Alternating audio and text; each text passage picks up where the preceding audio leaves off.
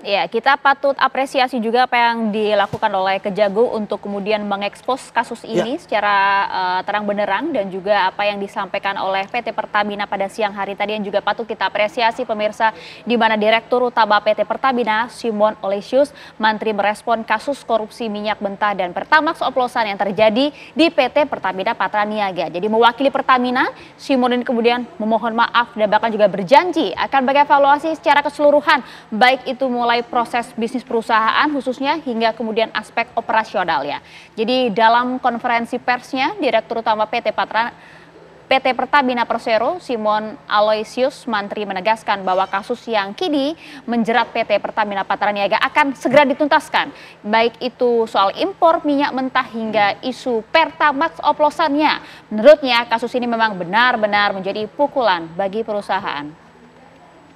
Pertamina juga kemudian mendukung penuh langkah yang dilakukan oleh Kejaksaan Agung dalam mengusut dugaan pelanggaran hukum terkait dengan impor minyak mentah selama periode 2018 hingga 2023. Pertamina menyampaikan permintaan maaf atas kasus hukum tata kelola minyak mentah dan produk kilat.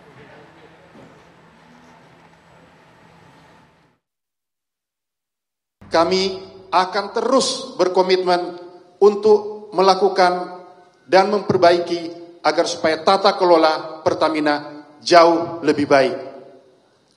Pada kesempatan ini, saya sebagai pucuk pimpinan perusahaan juga akan berdiri di garis terdepan untuk memastikan agar Pertamina tetap menjadi kepercayaan dan kebanggaan rakyat Indonesia. Sekali lagi, mewakili keluarga besar Pertamina, kami menyampaikan permohonan maaf yang sebesar-besarnya kepada seluruh rakyat Indonesia. Kami akan membenahi diri. Kami akan PT Pertamina akan membenahi diri katanya, Mas. Ya, saya pikir kan ucapan maaf dan kemudian akan mengevaluasi adalah suatu hal formal ya yang dilakukan ya ketika ada suatu kesalahan di dalam suatu perusahaan. Tetapi kan kita masyarakat menginginkan lebih ya, bahwa harus mengakui diri mereka bahwa tata kelola sistem anti korupsi, anti fraud ya, anti bribery itu gagal total. Gagal total Anda sampaikan? Iya, gagal total lah. Buktinya 4 tahun loh. Melibatkan pucuk pimpinan tertinggi ya, dan bukan hanya 1, 2 dengan angka yang begitu luar biasa. Dengan angka yang begitu luar biasa. Dan saya belum melihat actionnya apa. Misalnya bahwa akan melakukan bersih-bersih atau paling mudah ya, misalnya langsung memecat ya mereka yang menjadi tersangka ini.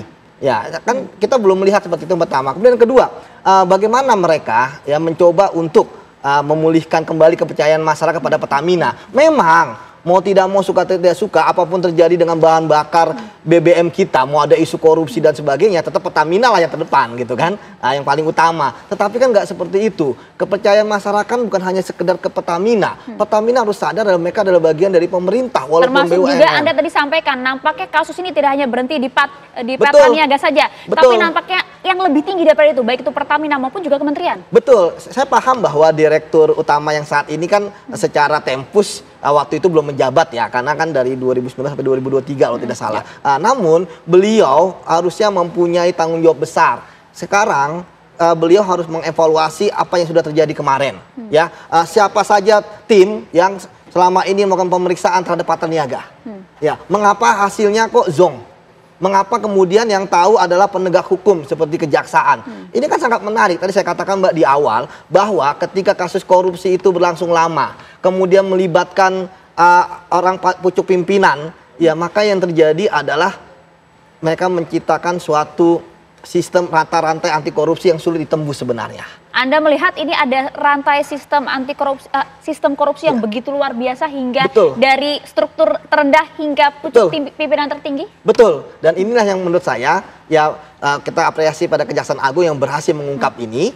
Namun ya kita berharap bukan hanya sebatas dari perbuatan terkait dengan menyalahgunakan wewenang sehingga merugikan keuangan negara, tetapi kemana saja aliran uang dana ini. Kan tadi saya katakan Mbak bahwa terlalu banyak misalnya 193 triliun dinikmati hanya oleh 9 orang ini. Kita coba telusuri kecurigaan dari Mas Yudi ini ya Pak Atria. Bagaimana sebenarnya skema pengawasannya? Karena kalau kita lihat berbagai perusahaan plat merah kan harusnya sistem pengawasannya betul-betul ketat dan juga berlapis. Ya. Jadi bahan bakar yang akan dijual itu pertama harus sesuai dengan spesifikasi migas. Kalau enggak maka dia nggak dapat izin edarnya. Kemudian ketika sudah sampai di SPBU atau mau dijual ke masyarakat, itu ada mekanisme pengawasan juga Mbak yang dilakukan oleh SDM. Kemudian juga diawasi oleh BPH Migas. Harus dapat sertifikasi juga katanya. Betul. Nah kemudian hasil sampelnya itu kan dibawa ke Lemmigas untuk diuji. Lalu Lemmigas melaporkan hasil ujinya, apakah masih sesuai dengan spesifikasi atau tidak. Kalau tidak, pasti ada teguran, pasti ada sanksi untuk ke pengusaha SPBU-nya.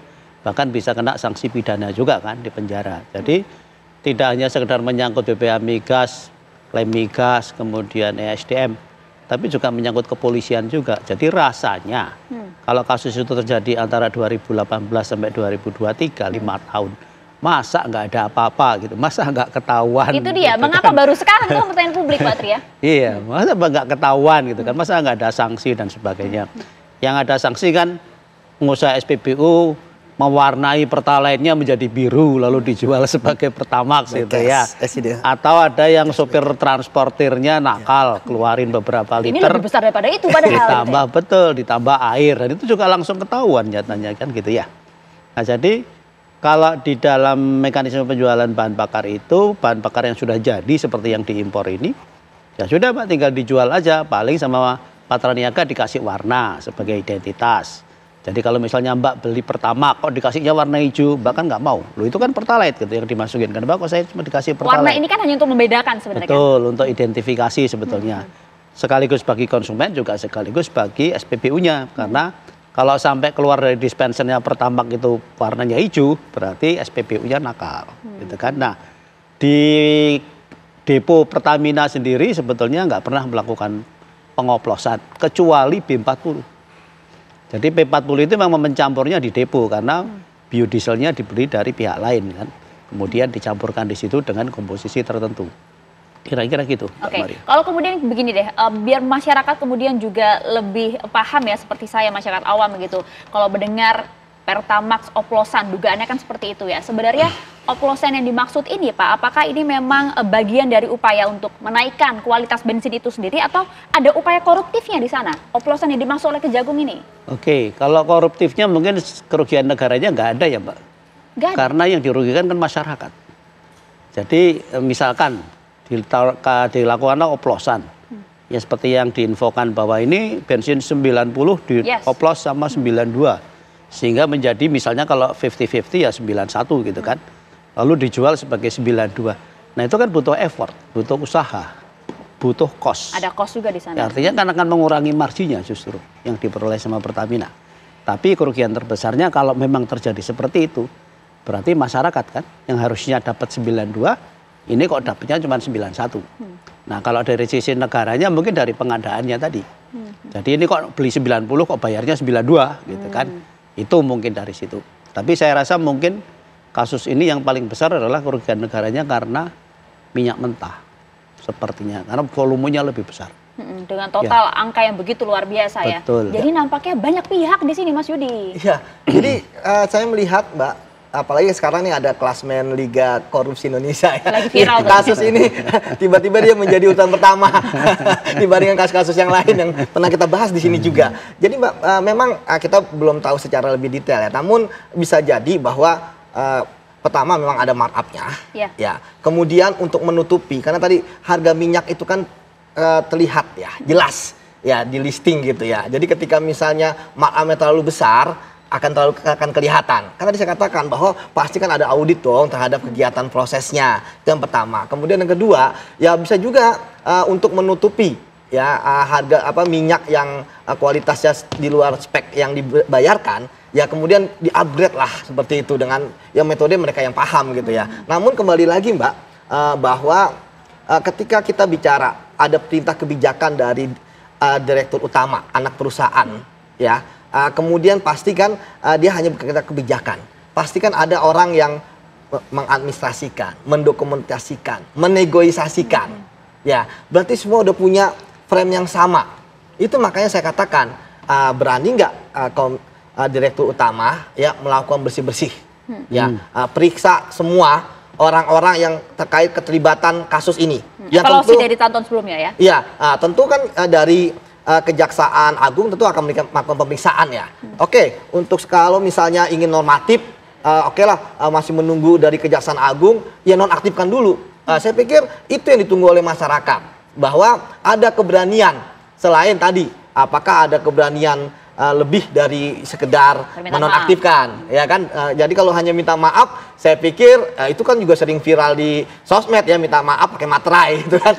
Tapi kalau ini kan kita bicara lebih serius ya, kita bicara dengan kerugian negara yang sangat dahsyat.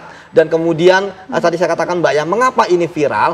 Karena kemudian masyarakat menangkap, wah jangan-jangan ya BBM yang saya beli, Pertamax yang saya beli itu sebenarnya ada Petralite, itu yang pertama. Kemudian yang kedua, apalagi ada sebelumnya ada viral ketika ya ada mobil yang tanda kutip agak rusak gitu ya karena memakai bensin yang sebenarnya dia udah membeli yang Pertamax gitu ya, kok masih ada korosi dan sebagainya. Jadi saya pikir ini masyarakat nggak bisa disalahkan ketika ada distrust seperti itu. Makanya cara untuk membangkitkan kepercayaan masyarakat adalah dengan action. Nah itu dia, dengan action dan juga penjelasan nampaknya. Terlebih kan ini kan jelang arus mudik, kebutuhan BBM tentu cukup tinggi bahkan meningkat dirasakan oleh masyarakat. Apakah betul ini nanti bisa berdampak terhadap itu tadi, kerusakan-kerusakan kendaraan yang mereka miliki? Kalau memang kemudian betul di setiap SPBU ini ron yang dijual tidak sesuai dengan spesifikasi Pak Tri. Dijawabnya saat lagi ya, tetap bersama kami di Apa Kabar Indonesia Malam.